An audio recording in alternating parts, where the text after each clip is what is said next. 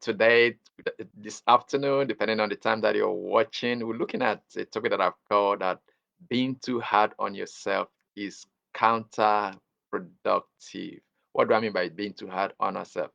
Sometimes we think that we're just gonna just try and push ourselves and do a lot, and when you see that you're not getting something done, you begin to just mentally beat up yourself and begin to feel bad. That by feeling bad you're going to be motivating yourself to push more, get some more things done. But what I'm about to tell you is that, look, there is actually a better way to accomplish things. That beating off yourself by being too hard on yourself that way, relying on your willpower, does not help. What helps, I'm going to provide to you, is becoming more skillful with setting goals and with having somebody to work with you. Let's look at it this way. How do you eat an elephant? The way you eat an elephant is to take a bite at a time. The elephant represents, for example, a life goal. It represents a vision you have for your company, for your family. But then, which is so grand, it's going to take many years and it's going to take you becoming somebody that you are not right now. So it's going to be some project by itself. But how do you get that done? It's that, again, when it, for example, you can do anything. You find that if you don't take care, if you just have a lot of time in your hands, if you don't provide some structure around it, I will explain what I mean by structure. You see that you can't accomplish much. What is structure? Uh, this was something for me personally. It took me a while to learn because generally what you find is that creative people or people who by their personality type, they are given to freedom. Creativity has to do with freedom. Uh, Having some structure that you're going to do things this way, but this time it does not come easy with them. And so I got to learn it later on that then having someone who can ask me some questions, for example, provide some structure that, look, it's not just that whatever I do, however I live my life, I'm getting away from it, but there is someone who holds me accountable. That is some structure. When we have some structures in our life, the more structures you can have in your life, the better you can in forming new habits.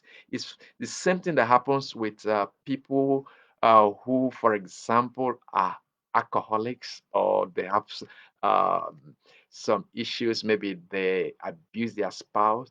They can't change alone. It's so hard to change alone. It's so hard to form new habits alone. It's so hard to become a new person alone. So you need somebody else.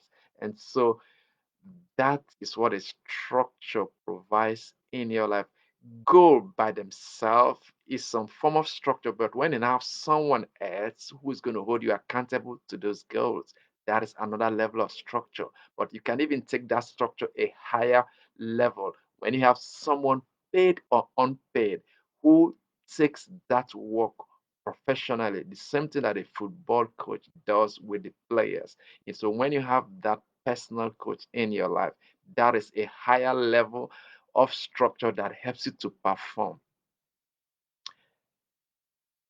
When you have someone like that, so the whole process of goal setting is not what you do haphazardly, but it's now what you do with some methodology. It's what you do that there is some logic, there is some sense with it, that without you taking that big goal and breaking them down to things that becomes implementable.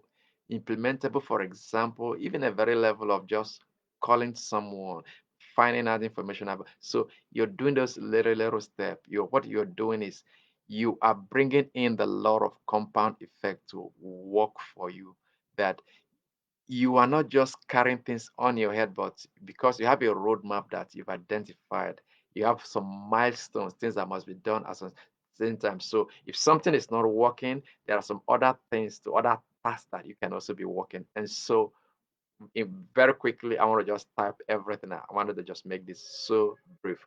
some of the things that having an executive coach in your life does for you personally and professionally is that is able to working with you that you cannot come up with different milestones, different timelines, different activities. It's going to help you to identify some showstoppers, some roadblocks, some obstacles that can be on the way. It's going to help you to identify people that can support you, people that can help you, people that can assist you in accomplishing those goals. It's going to work with you to identify some developmental goals. What do I mean by developmental goals?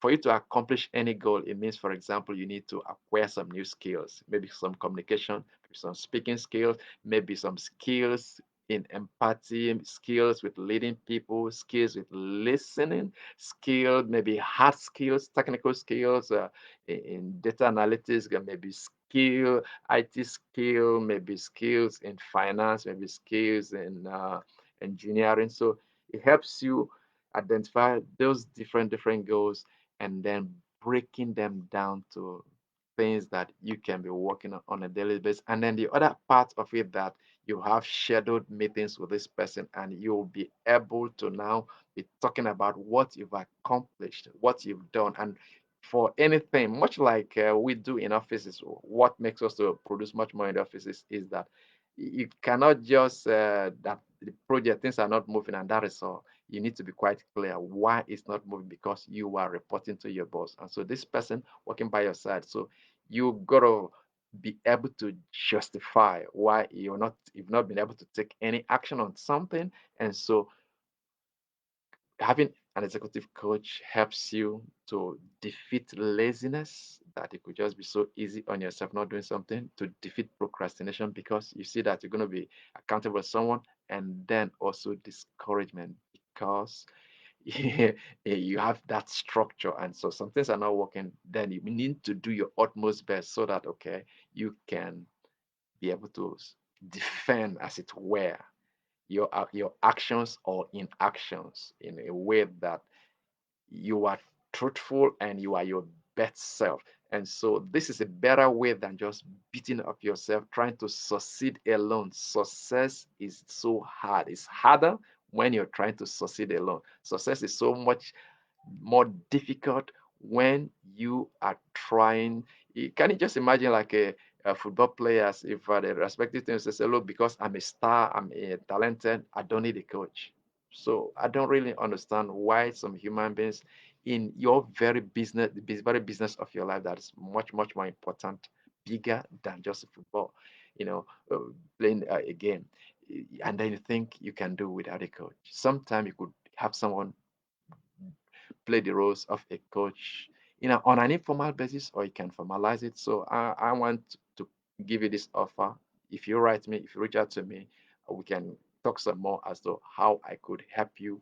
You experience the value of coaching, and then once we do that, 1 or 2 sessions, and then you can then decide what you want to do, whether you want to continue to work with me on some longer basis to accomplish some definite goals that you've not been able to accomplish. So do write me. I'd like to hear from you, and bye bye.